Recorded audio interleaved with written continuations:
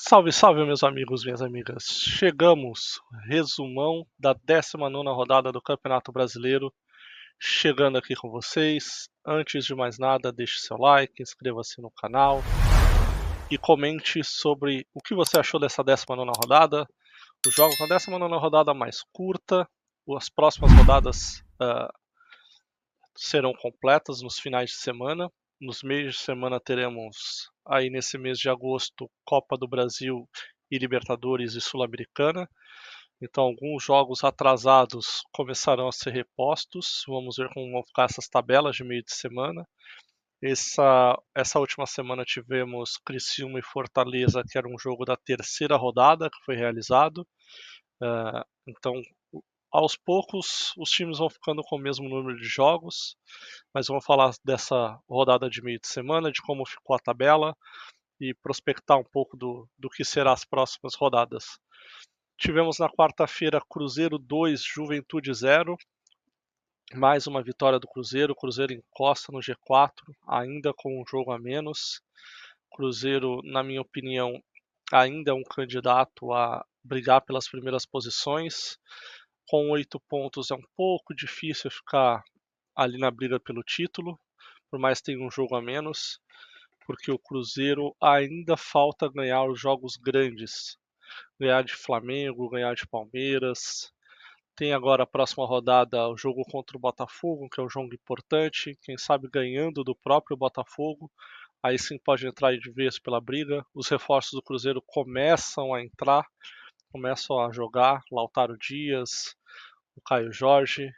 Inclusive aí saiu um áudio polêmico do dono do Cruzeiro, Pedrinho BH, falando que deu uma prensa no técnico Fernando Seabra, que aliás é um bom técnico, está fazendo um bom trabalho no Cruzeiro. Deu uma prensa nele falando, obrigando ele a colocar os reforços, né, senão ia mandar ele embora. Efeitos da SAF, né, times com dono, então funciona assim. Na verdade, o Eurico já era assim, né, mandava bastante no Vasco, mas vai ficar mais comum esse tipo de atitude com esses times tendo dono. Vamos ver se o Cruzeiro vai vencer o Botafogo, se vai conseguir um bom resultado para entrar de vez nessa briga pelo título. Também na quarta-feira tivemos São Paulo e Botafogo. Para mim, o grande jogo da rodada, um jogaço de bola. Tem a minha análise aqui do jogo de São Paulo, para quem quiser assistir. São Paulo estaciona um pouco na tabela com 2 empates. Acho que esse não foi o resultado que o torcedor de São Paulo tem que lamentar. O resultado a se lamentar do jogo anterior, que foi contra o Juventude, praticamente jogou em casa com a torcida toda a favor, com um time perto da zona de rebaixamento. Esse jogo sim deveria ter ganho. O jogo contra o líder do campeonato, nas circunstâncias que foi o jogo, acho que foi um bom resultado.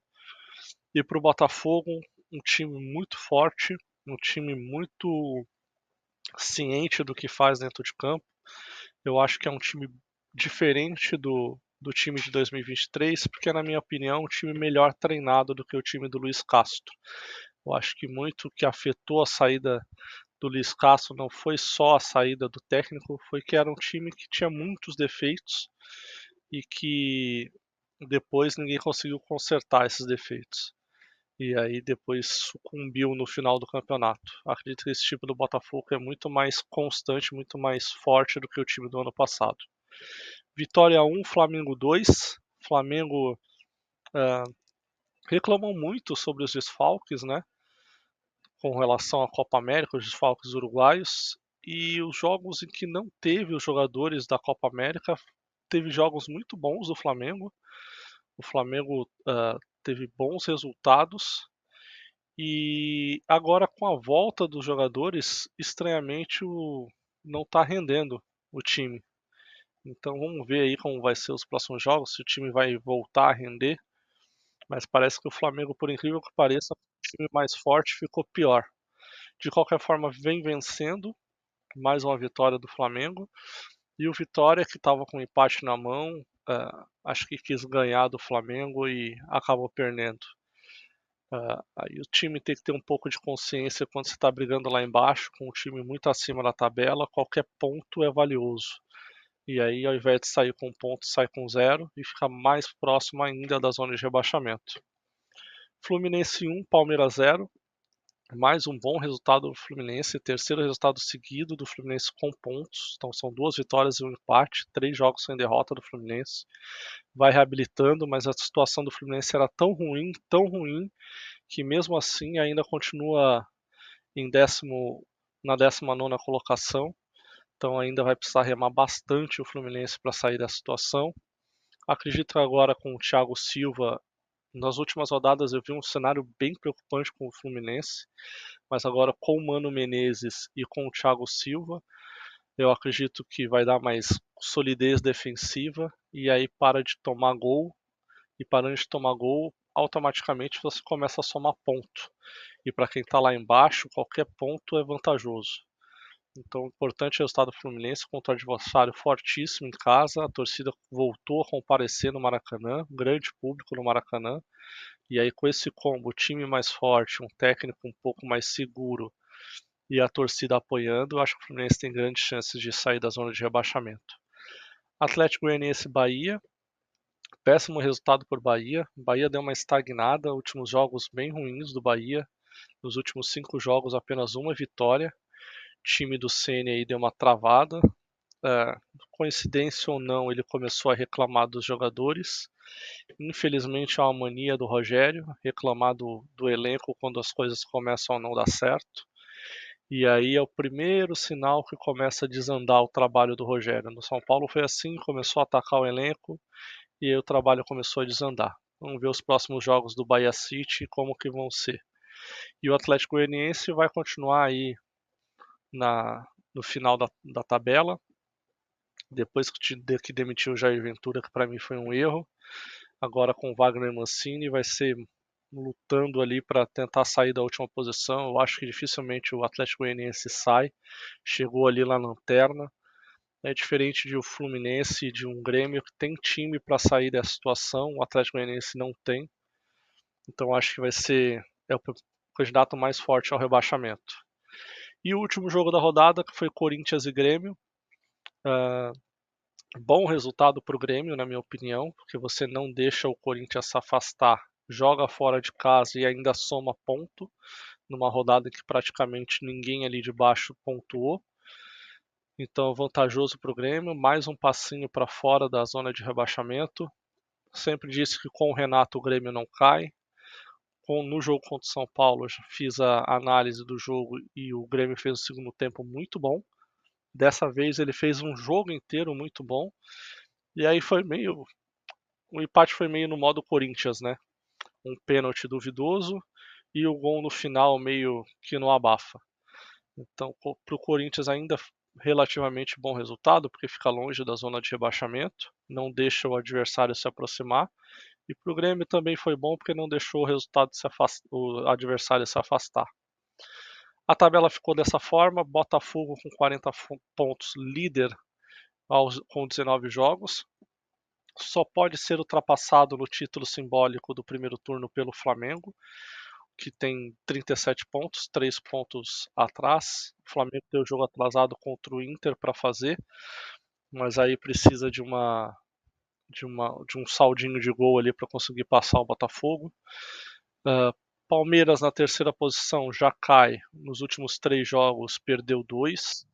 Então, ponto de atenção do Palmeiras, vem jogando mal. O jogo contra o Cruzeiro venceu, mas não teve um bom futebol. Teve ali uma questão da arbitragem que eu achei bem duvidoso.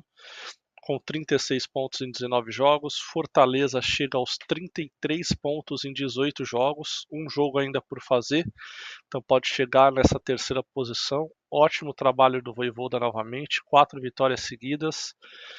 Cruzeiro, 32 pontos com 18 jogos. Também uma derrota nos últimos 5 jogos.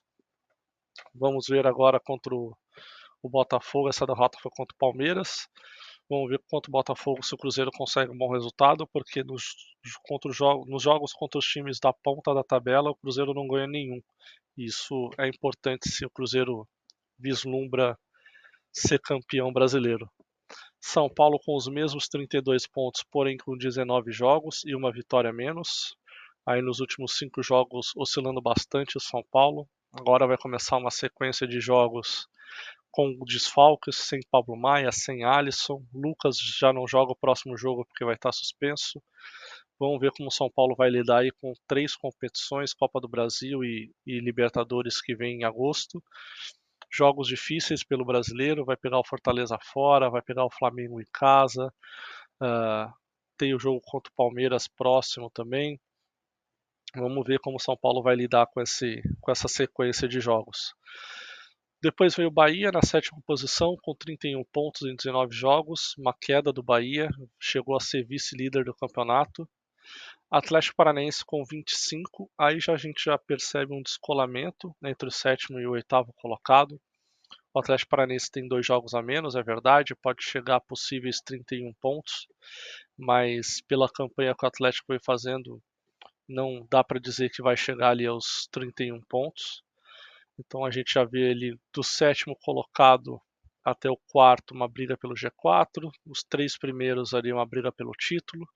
De repente alguém ali, o Cruzeiro ou até mesmo São Paulo, pode subir a pontuação e tentar brigar pelo título, mas eu acredito cada vez menos no São Paulo, acredito mais no Cruzeiro chegar ali mais próximo, até porque tem só a Sul-Americana, se bem que vai pegar o Boca, então confronto difícil. Vamos ver aí como vai ficar esses 7 primeiros. Aí, para a parte da minha tabela, além do Atlético Paranaense, temos o Bragantino com 17 jogos e 25 pontos, Atlético Mineiro com 25 pontos e 17 jogos. Então são 3 times com a mesma pontuação, com a mesma quantidade de jogos e podendo chegar na 7ª colocação. Nenhum dos 3 times eu acredito que vai fazer 6 pontos nesses jogos que faltam, até porque eu acho que jogam entre eles, né? Então são os times de meio tabela. Vasco com 18 jogos e 23 pontos, já começa a vislumbrar ali uma vida fora da zona de rebaixamento, visando coisas maiores, que de repente chegar ali no G6, ou pegar uma vaga de G8, G7, de repente, dependendo de como vão ficar as competições continentais, se os clubes brasileiros vão avançar e vencer essas competições continentais. Juventude com 21 pontos em 17 jogos. Aí já começa a área do pessoal que olha mais para baixo do que para cima. A posição do Juventude ainda é relativamente confortável, com 2 jogos a menos e uma distância de 6 pontos para a zona de rebaixamento, mas já são 3 jogos sem vitória, então sinal amarelo para o Juventude. Internacional, 19 pontos em 14 jogos, são 5 jogos a menos que o Inter tem, porém o Inter agora só tem o brasileiro, está em crise, chegou o Roger Machado, ainda não venceu, são uma derrota e um empate para o Roger Machado, então vamos ver como vai ficar esse Inter. Já se fala em saída de jogadores, saída do Arangue, saída do Alário, que acabou de chegar, para diminuir a folha. Vamos ver como vai ser esse Inter. A expectativa era de um Inter brigando lá em cima. Eu esperava o Inter brigando lá em cima, mesmo com toda a situação da tragédia climática no Rio Grande do Sul. Vamos ver como vai ficar esse Inter, ainda é uma incógnita, mas eu acho que vai ficar um time de meio de tabela mesmo. Corinthians com 19 pontos em 19 jogos. Campanha ainda ruim do Corinthians, mas os últimos 3 jogos já com o Ramon Dias sem derrota. 2 vitórias e um empate. Ganhou o jogo contra o Bahia. Esse era o jogo que era inesperado ganhar. Então essa derrota, esse empate com o Grêmio ficou de bom tamanho, porque a expectativa para quem olhasse antes desses 2 jogos era uma derrota para o Bahia e de repente uma vitória contra o Grêmio. Então 3 pontos em 6, conquistou 4 em 6, ótimo desempenho nesses 2 jogos. É dessa forma que os times, quando estão lá embaixo, tem que ver, somar ponto, não em vez de quem ganha ou sem casa ou fora. O importante é somar ponto e o Corinthians está fazendo isso. Criciúma caiu mais um degrau, 18 pontos em 17 jogos, já está na 15ª posição, já está a 3 da zona de rebaixamento, por mais que tenha 2 jogos a menos. Uma queda de desempenho do time do Criciúma, são 4 jogos sem vitória já, inclusive em casa já não está ganhando. E quando começa essa situação de não ganhar em casa, fica preocupante. Vamos ver se o Criciúma volta volta a vencer. Espero que não tenha demissão de técnico. O Claudio Tencati é um bom técnico para o Criciúma, mas vamos ver como vai se virar o Criciúma nesses próximos jogos. Cuiabá, que começou muito mal o campeonato, depois teve uma ascensão meteórica e agora travou novamente. Acabou de ser eliminado da Copa do Sul-Americana em casa.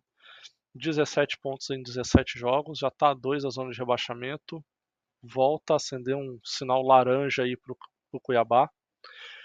Grêmio, o primeiro time da zona de rebaixamento com 15 pontos em 17 jogos, 2 jogos por fazer ainda, e o Grêmio já vem de 2 resultados com uma vitória e um empate, somando pontos. Então são 4 pontos em 6.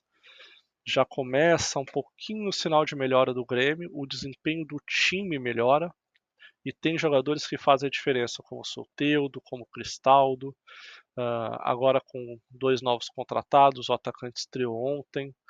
Vamos ver se o Grêmio vai começar a voltar a vencer, mas ainda tem uma incógnita que está em 3 frentes.